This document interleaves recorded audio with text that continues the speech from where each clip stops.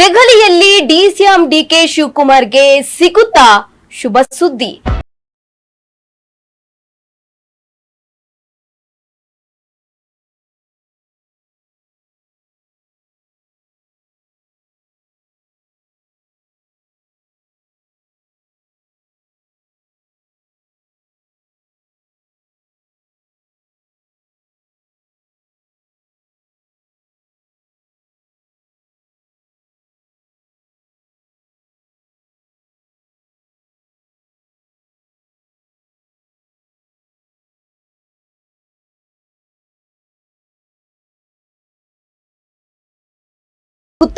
ಶುಭ ಸುದ್ದಿ.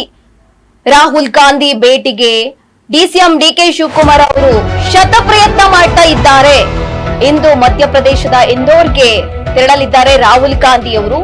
ಇಂದೋರ್ಗೆ ತೆರಳುವ ಮೊದಲೇ ರಾಹುಲ್ ಗಾಂಧಿ ಭೇಟಿಗೆ ಬಹಳ ಪ್ರಯತ್ನ ಮಾಡ್ತಾ ಇದ್ದಾರೆ ಡಿಸಿಎಂ ಡಿಕೆ ಶಿವಕುಮಾರ್. ನಿನ್ನೆ ಸಂಜೆ ನಡೆದ ಸಭೆಯಲ್ಲಿ ಪಾಲ್ಗೊಂಡಿದ್ರು ಡಿಸಿಎಂ ಡಿಕೆ ಶಿವಕುಮಾರ್. ಎಐಸಿಸಿ ಅಧ್ಯಕ್ಷ ಖರ್ಗೆ ನಿವಾಸದಲ್ಲಿ, ಮಲ್ಲಿಕಾರ್ಜುನ ಖರ್ಗೆ ನಿವಾಸದಲ್ಲಿ ಮೀಟಿಂಗ್ ನಡೆದಿತ್ತು.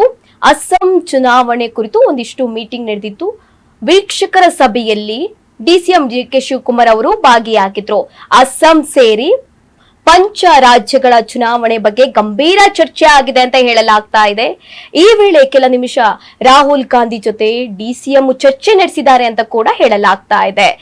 ರಾಜ್ಯದ ನಾಯಕತ್ವ ವಿಚಾರದಲ್ಲಿ ಚರ್ಚೆ ಮಾಡಿರುವ ಎಲ್ಲಾ ಸಾಧ್ಯತೆ ಇದೆ ಅಂತ ಹೇಳಲಾಗ್ತಾ ಇದೆ. ಡಿಸಿಎಂ ಡಿಕೆ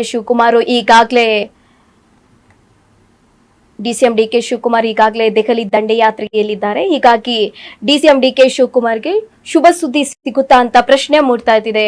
ರಾಹುಲ್ ಗಾಂಧಿ ಭೇಟಿಗೆ ಡಿಸಿಎಂ ಡಿಕೆ ಶಿವಕುಮಾರ್ ಬಹಳ ಪ್ರಯತ್ನ ಮಾಡ್ತಾ ಇದ್ದಾರೆ. ಇಂದು ರಾಹುಲ್ ಗಾಂಧಿ ಅವರು ಮಧ್ಯಪ್ರದೇಶದ ಇಂದೋರ್ಗೆ ತೆರಳಲಿದ್ದಾರೆ.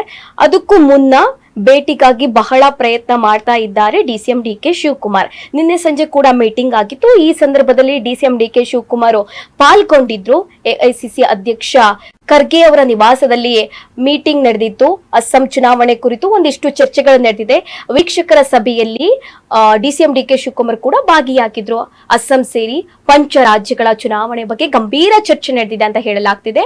ಈ ವೇಳೆ ಕೆಲ ನಿಮಿಷ ರಾಹುಲ್ ಗಾಂಧಿ ಜೊತೆ ಡಿಸಿಎಂ ಡಿಕೆ ಶಿವಕುಮಾರ್ ಚರ್ಚೆ ನಡೆಸಿದ್ದಾರೆ ಅಂತ ಹೇಳಲಾಗ್ತಿದೆ. ರಾಜ್ಯದ ನಾಯಕತ್ವ ವಿಚಾರದಲ್ಲಿ ಚರ್ಚೆ ಮಾಡಿರುವ ಸಾಧ್ಯತೆ ಕೂಡ ಇದೆ ಅಂತ ಹೇಳಲಾಗ್ತಾ ಇದೆ.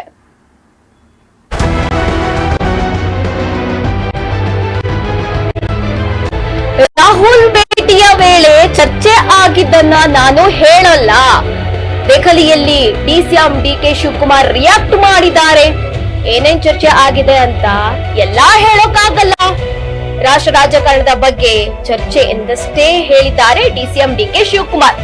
ಬೇರೆ ಏನೂ ಮಾತನಾಡಲು ನಾನು ತಯಾರಿಲ್ಲ ಅಂತ ಡಿಸಿಎಂ ಡಿಕೆ ಶಿವಕುಮಾರ್ ಅವರು ರಿಯಾಕ್ಟ್ ಮಾಡಿದ್ದಾರೆ ನವದೆಹಲಿಯಲ್ಲಿ.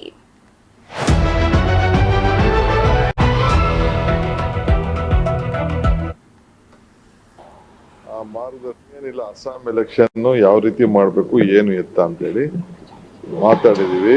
ಗಂಟೆಗಟ್ಟಲೆ ಚರ್ಚೆ ಮಾಡಿದೀವಿ. ಕೆಲವು ಮಾರ್ಗದರ್ಶನ ಕೊಟ್ಟಿದ್ದಾರೆ. ಆ ಮಾರ್ಗದರ್ಶನದ ಪ್ರಕಾರ ನಾವು ಕಾರ್ಯರೂಪವನ್ನ ಮಾಡ್ತೀವಿ.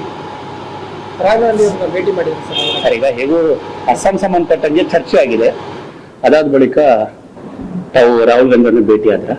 ನೋಡಪ್ಪ, ಅವೆಲ್ಲ ನಾನು ನಿಮ್ಗೆ ತಿಳ್ಸಕ್ ಆಗಲ್ಲ. ನೀವೇ ಕೆಲವೆಲ್ಲ ಫೋಟೋಗಳು ಹಾಕಿದಿರಲ್ಲ. ಫೋಟೋ ಆಯ್ತು, ಎಸಿಸಿ ರಿಲೀಸ್ ಆಗಿದೆಯೋ ಎಲ್ಲಿಂದ ರಿಲೀಸ್ ಆಗಿದೆಯೋ ಗೊತ್ತಿಲ್ಲ ನನಗೆ.